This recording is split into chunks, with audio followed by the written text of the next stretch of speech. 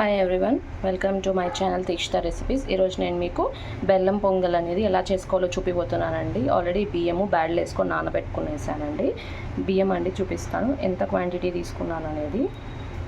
ఇంత చిన్న గిన్నెకి నేను బియ్యం తీసుకున్నానండి. చూడండి, ఈ బౌల్ మీద ఈ బియ్యం అనేది తీసుకున్నాను. అలానే దానికి క్వాంటిటీ సరిపోయేమైన రేషియోలో ఇంత బ్యాడ్లు అండి పెసరపప్పు.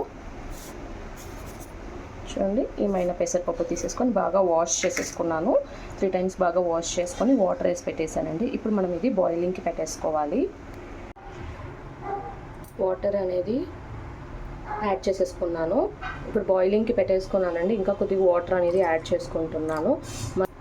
మనకి ఈ ప్రసాదం అనేది బాగా ఫస్ట్ ఈ బియ్యము బేడలు బాగా ఉడకాలి అంటే మనకు వాటర్లోనే బాగా ఉడికిపోవాలండి. మెత్తగా బాగా ఉడికే వరకు పెట్టుకుందాం. చూడండి, ఇలా మనకి బాగా బియ్యము బ్యాడ్లు అనేది బాగా ఉడికిపోయిందండి. ఇలా ఉడికిన తర్వాత మనం దీంట్లోకి వాటర్లోనే బాగా బాయిల్ అయిపోయిన తర్వాత ఇప్పుడు పాలు వేసుకోవాలండి. పాలు దీనికి సరిపోయిన పాలు అయితే ఒక గ్లాస్ తీసుకున్నాను. ఒక గ్లాస్ మైన పాలు అనేది ఈ గ్లాస్ మైన యాడ్ చేశానండి. పాలు వేసేసి మిక్స్ చేసేసుకుంటున్నాను. 2 minutes ఇట్లా మనం పాలలో బాగా బాయిల్ అయిన తర్వాత బెల్లం అనేది యాడ్ చేసుకోవాలి. అది కూడా ఈ పాలు అనేది మనం బాయిల్ చేసిన పాలే అండి, పచ్చి పాలు అనేది యాడ్ చేయకూడదు.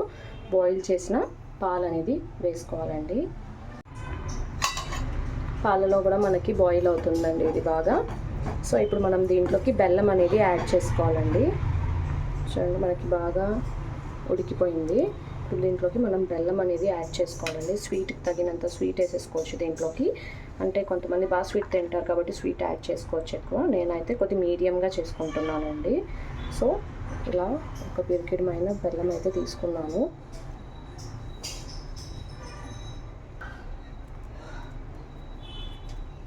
కొన్ని బాగా మిక్స్ చేసేసుకుంటున్నాను. మిక్స్ చేసుకొని దాన్ని బట్టి నేను చూసుకొని మళ్ళీ యాడ్ చేసుకుంటానండి.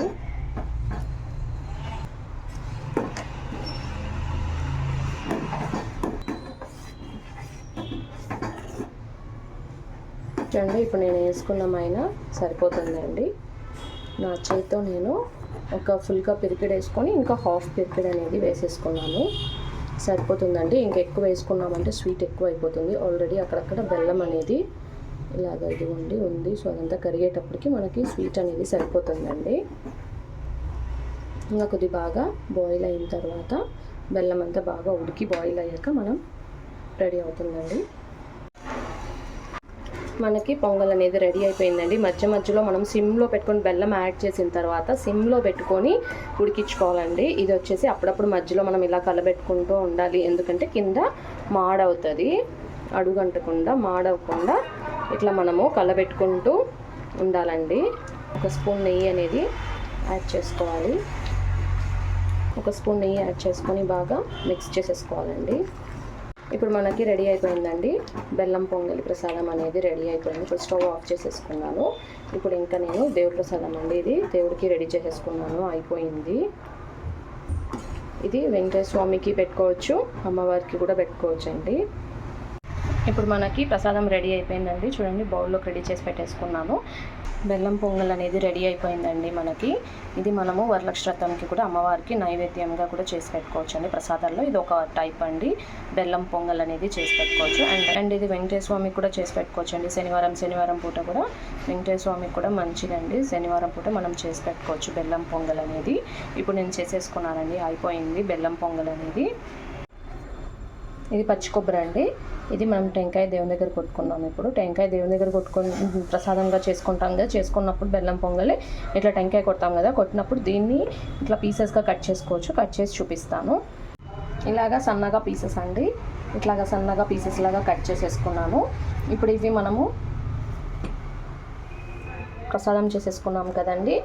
ఇట్లాగా ఈ ప్రసాదానికి మనం పొంగల్లోకి కొబ్బరి పీసెస్ అన్ని దీంట్లోకి యాడ్ చేసేసుకున్నామంటే ఇలా పీసెస్ అన్ని యాడ్ చేసేసి బాగా మిక్స్ చేసేసుకుందామండి.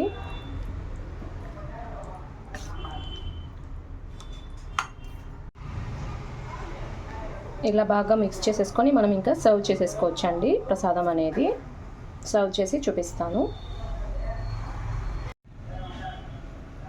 ఇలా మిక్స్ చేసుకొని సర్వ్ చేసేసుకున్నానండి. ఇలా చేసుకొని తినండి. ఇంతవరకు ఎవరు ట్రై చేయకుండా ఉంటే కనుక ట్రై చేసి చూడండి, చాలా బాగుంటుంది టేస్ట్ అనేది.